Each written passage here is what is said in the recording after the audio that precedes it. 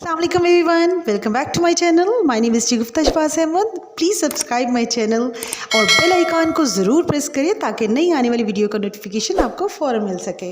Students, अब practice करते हैं प्रेजेंट परफेक्ट टेंस के नेगेटिव सेंटेंसेस की. अगर आपने अफर्मेटिव सेंटेंसेस के स्ट्रक्चर की प्रैक्टिस कर ली है और वो कॉन्सेप्ट आपको क्लियर है तो मनफी जुमलों की फॉर्मेशन आपके लिए बहुत ही आसान होगी. आइए इसकी फॉर्मेशन को देखते हैं. तो सबसे पहले सब्जेक्ट है यानी काम करने वाला. उसके बाद हमारे हेल्पिंग वर्ब्स हैज़ या हैव में से कोई एक आएगा और वो होगा अकॉर्डिंग टू द सब्जेक्ट, यानी सब्जेक्ट को देके आपने हैज़ या हैव लगाना है. और ये आप जान चुके हैं कि आपने कहाँ पे हैज़ लगाना है और कहाँ पे हैव आएगा.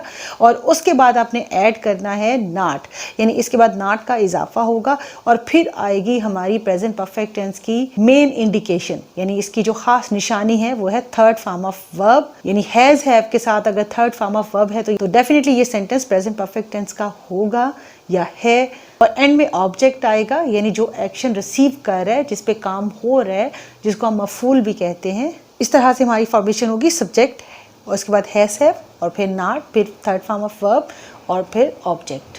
फर्स्ट एग्जांपल है, उसने अपना काम खत्म नहीं किया है. अब स्टूडेंट स्पोकन में जैसे मैंने आपको प्रीवियस लेसन्स में बताया कि आप है या हैं को नॉर्मली नहीं भी बोलते, यानी अगर आप जुमला ये बोल रहे हैं उसने अपना काम खत्म नहीं किया तो आप है या हैं अक्सर नहीं बोलते. लेकिन रिटन लैंग्वेज में आपने इसको ज़रूर ऐड करना है क्योंकि है से ही पता चलेगा कि ये सेंटेंस प्रेजेंट का है. तो उसने अपना काम खत्म नहीं किया है तो यहाँ पे हमारा सब्जेक्ट है ही. अब यहाँ पे शी भी हो सकता है. इस सेंटेंस के अकॉर्डिंग यहाँ पे शी भी हो सकता है क्योंकि यहाँ पे मेल या फीमेल वाज़े तौर पे नहीं लिखा हुआ या नहीं बताया जा रहा है कि वो कौन है. तो आप ही भी लिख सकते हैं, शी भी लिख सकते हैं. तो ही हैज़ नॉट, या यहाँ पे third person singular pronoun it भी आ सकता है. अगर आप किसी नॉन लिविंग थिंग की बात करेंगे, उसने अपना काम खत्म नहीं किया, या किसी मशीन की बात करें तो यहाँ पे इट भी आ सकता है. अभी हमने सब्जेक्ट के तौर पे ही को लिखा है और ही के साथ हैज़ आता है, उसके साथ अपने नॉट का इजाफा करना है. फिर फिनिश की थर्ड फॉर्म है, उसकी सेकंड और थर्ड फॉर्म दोनों फिनिश्ड है. तो he has not finished his work. अगली एग्जांपल है, टीचर ने उसे सजा नहीं दी है.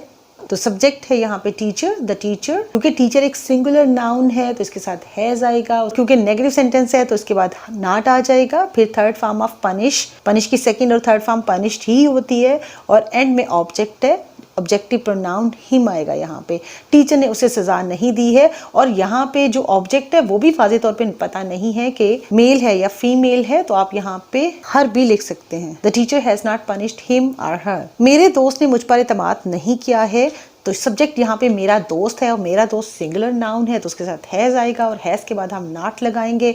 फिर ट्रस्ट होता है एतमाद करना, तो ट्रस्ट की सेकंड और थर्ड फॉर्म ट्रस्टेड है तो थर्ड फॉर्म हम लगाएंगे यहाँ पे. और एंड में ऑब्जेक्टिव प्रोनाउन मी आ जाएगा. My friend has not trusted me. और स्टूडेंट्स, एक और इम्पॉर्टेंट बात आपको बताते चलूँ कि कहीं भी बोर्ड या कॉम्पिटिटिव एग्जाम्स में आपके पास क्वेश्चन आता है कि यहाँ पे कौन सी फॉर्म इस्तेमाल हुई है, तो आपने कंफ्यूज नहीं होना कि ट्रस्ट की सेकंड और थर्ड फॉर्म दोनों ट्रस्टेड होती हैं. तो यहाँ पे कौन सी फॉर्म है, हैज़ और हैव के साथ मैंने आपको बताया कि हमेशा थर्ड फॉर्म ऑफ वर्ब ही इस्तेमाल होती है. तो डेफिनेटली ये मेन वर्ब की थर्ड फॉर्म ही होगी. अगर इससे पहले हैज़ या हैव आ रहा है तो उन्होंने हमारी मदद नहीं की है.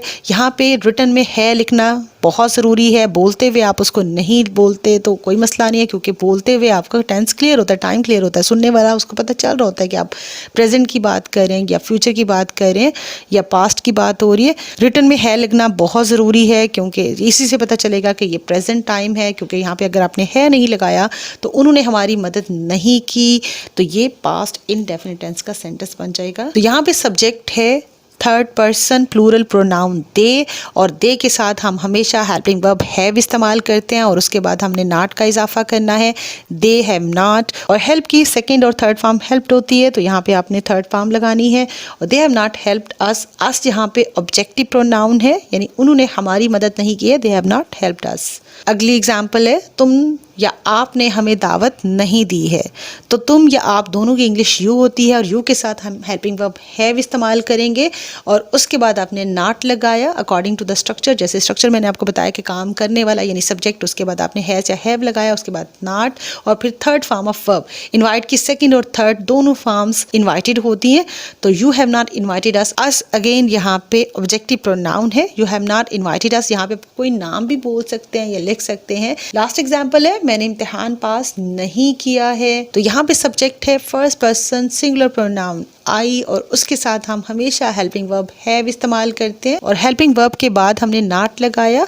फिर थर्ड फॉर्म ऑफ वर्ब है पास। पास की सेकंड और थर्ड फॉर्म दोनों पास्ट होती हैं। तो I have not pass the examination, मैंने इम्तिहान पास नहीं किया है। तो ये स्टूडेंट्स एग्जांपल्स हैं मनफी जुमलों की, नेगेटिव सेंटेंसेस की। स्टूडेंट्स आपने इस स्ट्रक्चर के अकॉर्डिंग सब्जेक्ट और ऑब्जेक्ट दोनों को चेंज करके आपने इन सेंटेंसेस की प्रैक्टिस ज़रूर करनी है। और अगर आप प्रैक्टिस करेंगे तो आप इजीली इन सेंटेंसेस की फॉर्मेशन कर सकते हैं, इन जुमलों को बना सकते हैं और बोल सकते हैं। Thanks for watching this video. Viewers, I am sure ये वीडियो इंग्लिश लैंग्वेज लर्निंग में आपकी बहुत हेल्प करेगी। इंग्लिश ग्रामर या पार्ट्स ऑफ स्पीच से रिलेटेड अगर आप कोई क्वेश्चन करना चाहते हो तो please ask me in comments. Please like, share and subscribe my channel. See you again in next video. Bye.